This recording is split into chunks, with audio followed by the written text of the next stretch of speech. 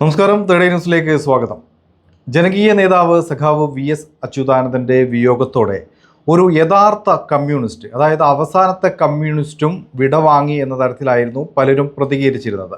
മാധ്യമങ്ങളിൽ പ്രതികരണമെടുക്കുന്ന സാധാരണക്കാരിൽ ചിലരെങ്കിലും ഇത്തരത്തിൽ ഇതൊരു അവസാന കമ്മ്യൂണിസ്റ്റാണ്, അതായത് ഇനി നിലവിലുള്ള ആളുകളൊന്നും തന്നെ കമ്മ്യൂണിസ്റ്റ് അല്ല എന്ന തരത്തിലായിരുന്നു പ്രതികരിച്ചിരുന്നത്. മാധ്യമങ്ങളിൽ ആ വാക്കുകൾ കൂടുതൽ പ്രൊമോട്ട് ചെയ്യുകയും മറ്റ് പ്രതിപക്ഷ പാർട്ടികളൊക്കെ തന്നെ അത്തരത്തിൽ അതിനെ വാഴ്ത്തി പുകഴ്ത്തി കൊണ്ടു നടക്കുന്ന കാഴ്ച നമ്മൾ കണ്ടതാണ്. അത്തരത്തിൽ അവസാനത്തെ കമ്മ്യൂണിസ്റ്റ് അല്ല VS എന്നും ഇത് ഇനിയുള്ള മുന്നോട്ടുള്ള കമ്മ്യൂണിസ്റ്റുകൾക്ക് ഉത്തേജകം പകരുന്ന തരത്തിലുള്ള വലിയൊരു നേതാവാണ് കമ്മ്യൂണിസ്റ്റ് എന്നും പറഞ്ഞുകൊണ്ട് നമ്മുടെ മന്ത്രി V ശിവൻകുട്ടി അടക്കം ഇന്ന് രംഗത്ത് വന്നിട്ടുണ്ട്. അപ്പോൾ പറഞ്ഞു വരുന്നത് അവസാനത്തെ കമ്മ്യൂണിസ്റ്റ് എന്ന ഒരു പോസ്റ്റ് ഇട്ട, അതായത് അവസാനത്തെ കമ്മ്യൂണിസ്റ്റ് ആണ് VS എന്ന് പോസ്റ്റ് ഇട്ട നടനും സംവിധായകനുമായ ജോയ് മാത്യു ഇപ്പോൾ ജനങ്ങൾക്കിടയിലേക്ക് ഒരു വെല്ലുവിളി വെച്ചിരിക്കുകയാണ്. അദ്ദേഹത്തിൻ്റെ ഫേസ്ബുക്ക് പോസ്റ്റിലൂടെ തന്നെയാണ് അദ്ദേഹം ഇത്തരത്തിലൊരു കാര്യം മുന്നോട്ട് വെച്ചിരിക്കുന്നത്. അതായത് അവസാനത്തെ കമ്മ്യൂണിസ്റ്റ് എന്ന് VSനെ വിശേഷിപ്പിച്ചതിൽ മനംനൊന്തും അമർഷിച്ചും വെകിളിച്ചും നിലവിളിക്കുന്ന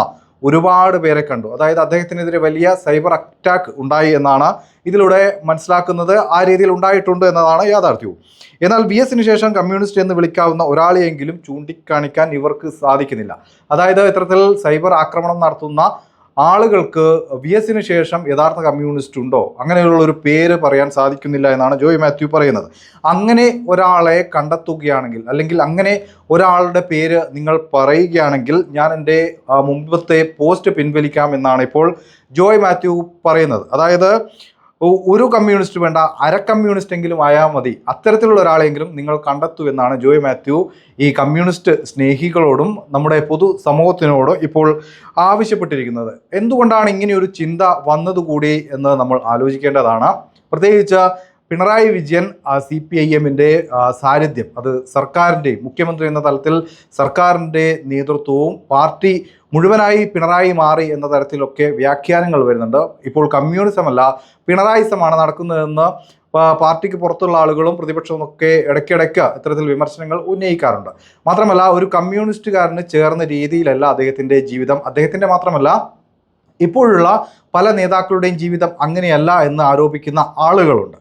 അവർക്കിടയിലേക്കാണ് എന്തുകൊണ്ട് അവസാനത്തെ കമ്മ്യൂണിസ്റ്റ് VS ആയി മാറുന്നു എന്ന ചിന്തയും ചോദ്യവും ഉയരുന്നത്. അപ്പോൾ എന്തായാലും ജോയ് മാത്യു ഇത്തരത്തിലൊരു ചോദ്യം മറുപടിക്കായി അദ്ദേഹം കാത്തിരിക്കുകയാണ്. അങ്ങനെ ആരെങ്കിലും ഒരു യഥാർത്ഥ കമ്മ്യൂണിസ്റ്റായി ഇനിയെങ്കിലും അവശേഷിക്കുന്നുണ്ടോ എന്ന ചോദ്യം വളരെ പ്രസക്തവുമാണ്.